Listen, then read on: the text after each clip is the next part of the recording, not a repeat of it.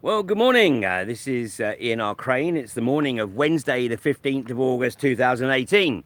And yes, although I was intending to take a break from the live streams, it seems that uh, the establishment, of course, doesn't want anyone to take a break. Or that actually, rather, they do. They want people just to go away and ignore all the pernicious attacks. Well, the title of today's broadcast is Your Government Holds You in Absolute Contempt. And in case you hadn't realized this, of course, it's becoming increasingly more evident, and no more evident than in the northeast of England, where on Monday, Mark Steele, who has been making a tremendous effort to raise awareness of the dangers of associated with 5G frequencies in the forthcoming next stage of mobile technology, and of course LED street lighting. And he has tried to do this through the appropriate channels, even going along to speak to Gateshead Council last November. Well, Gateshead Council chose to ignore him. I mean, you would think that if somebody who has an engineering expertise comes along to a local authority and raises concerns, you would think that that might initiate further study and investigation. But no, in this case, the corporations and the government are clearly pushing Gateshead Council to do whatever it takes to shut Mark Steele down. So Martin Gannon, the leader of Gateshead Metropolitan Borough Council, and Jill Green, the mayor of Gateshead, should be hanging their heads in absolute shame. But it would seem that they're not interested in the health and well-being of the people that they supposedly represent. They are simply pushing the corporate agenda, which in this case is to roll out 5G, and Gateshead is apparently an experiment for 5G and the LED street lighting. And just as with fracking, where the mounting evidence is so great, any normal human being would say, whoa, hang on 1 second here, because there is clear evidence, scientific evidence, scientific studies, as well as anecdotal, experiential evidence that can then be followed up, that there should be a moratorium on these processes until such time as it can be proven to be able to be conducted in a safe manner. But no, the corporations take precedence, and the greed of a handful of global corporatists obviously holds sway. So one of the pieces of evidence that Mark Steele presented to Gateshead Council was research conducted jointly by the University of Exeter and the Barcelona Institute for Global Health. And they had issued a report following a study on the effects of exposure to LED street lighting in two separate regions within Spain.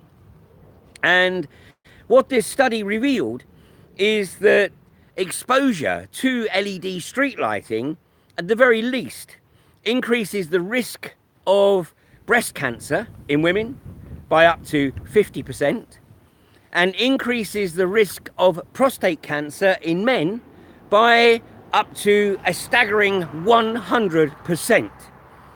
And so consequently, obviously a call was made for this lighting to be removed, or a moratorium to be put on LED street lighting. But no, the benefits of cost saving are far greater. But how short term is this? Because you may have cost saving in the local authority electricity bill, but look at the increase in healthcare costs. Look at the impact on the economy. Oh, but it doesn't really matter, does it? Because the human population is simply a human resource to be used, abused, and discarded on whim. And with the advent of artificial intelligence and automation, i.e. robotics, then in the coming years, there will be a dramatic decrease in the need for those human resources. So if a few of them die along the way, well, that's just collateral, isn't it? So the evidence is there. CNN ran a report, and I can remember the date because it was June 21st, 2016, following a study by the American Medical Association, which also recommended a moratorium on the introduction of LED street lighting as a direct result of the effects of blue light. And it's the blue light element which the studies show has a negative effect on the circadian rhythm of the human body, which then impacts on our hormones. And in fact, breast and prostate cancer are both hormone related. And mobile phones, of course, also emit blue light, but many phones have a blue light filter. And if you're watching this on a phone and you haven't put the blue light filter on, then I strongly recommend that you go into your settings and activate the blue light filter. And if your phone doesn't have a blue light filter, then change it. And it's this blue light, and using the phone late in the evening or just before you trying to get to sleep, it's the blue light that messes with your sleep patterns, along of course with the radio frequencies associated with the phone, which is why it's absolutely imperative for your long-term well-being that you at the very least put your phone on flight mode before you actually drop off to sleep. So Mark Steele's been trying to raise this in Gateshead, and I say one would think that his expertise and his insight would be embraced, and Gateshead Council would say, thanks Mark, thanks for flagging it up, and the people of Gateshead, of course, will be extremely grateful to you for bringing this to our attention. But quite the opposite. And they seek a injunction to gag him. And one of the paragraphs that has fallen into my possession from that injunction prevents Mark Steele from publishing written statements, video statements, or other communications in the media or on the internet, stroke social media, which cause or are likely to cause harassment, alarm, or distress to residents of the borough of Gateshead and or elected members, employees, contractors, or agents of Gateshead Metropolitan Borough Council. So this is indicative of the situation that we're in. We see it within the anti-fracking community, where the corporations are trying and succeeding currently in getting injunctions to prevent protest, to prevent any effective protest, despite the plethora of evidence which would suggest that the correct move for a government that had the genuine interests of the people at heart would be to put a moratorium in place pending further developments of the process.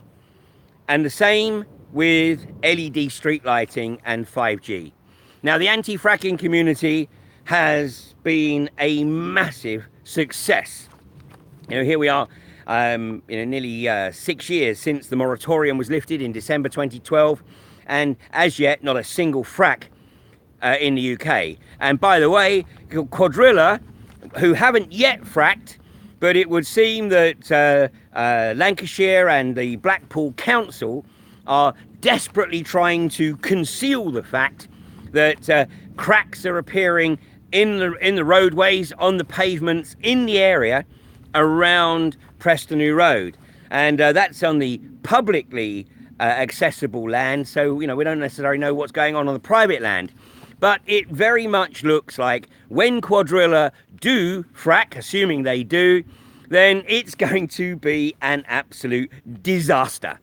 And no doubt that the British government and the industry will do everything it can to put gagging orders on anybody who dares to share this information. But hopefully it will manifest in a way that cannot be hidden. And right now the national press should be all over Preston New Road, putting the photographs of these cracks that are appearing, and also obviously reporting on Blackpool Council's desperate bid to try and hide it before anybody else spots it. Well, it's up to each and every one of us, because the anti-fracking community is working to try and prevent this abomination from impacting on 30% of the country, 30% of the population, primarily across the north of England. But 5G and LED street lighting will impact upon each and every one of us. And including those, of course, in the establishment who are in denial. And they are in denial because clearly there is way too much financial incentive for them to engage the brain and actually be able to think outside of their corporate slavery. So, as is always the case, please don't take my word for anything that I'm sharing with you.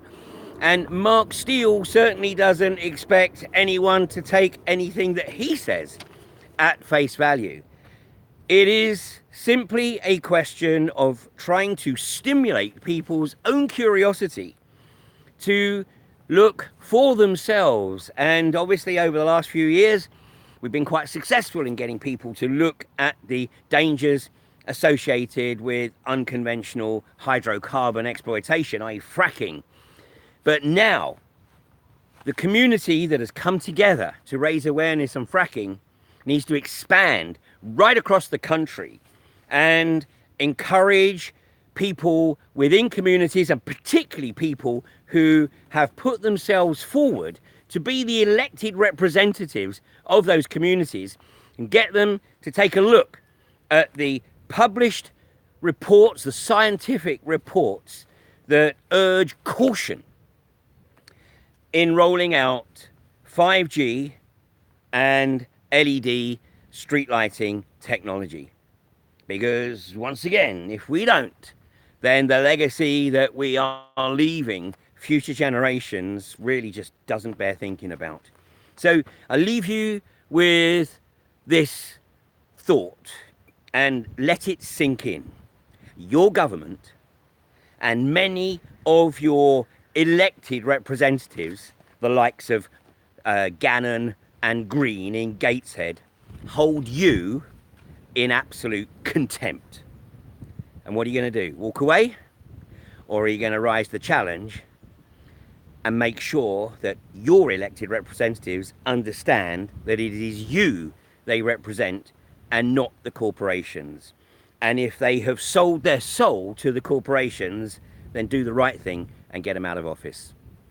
Okay, well, I'm going to take a break for tomorrow, I think, pending further developments. But meanwhile, do your own research, spread the word. And, oh, by the way, I do understand that Mark Steele has been given leave by the courts to collate further evidence on the damage that this technology, LED street lighting and 5G, is causing residents in Gateshead. So if you are watching this in the northeast of England and you know anyone in Gateshead, and you know people whose children have had inexplicable nosebleeds, people who are suffering from sleeplessness, insomnia, people who have developed cancer literally in the last 12 months or so, then please do contact Mark Steele, because he needs this information, and you need Mark Steele to present this information when he returns to court back in October. So thanks for listening this morning, and do your research. Catch you in the next few days. Take care now.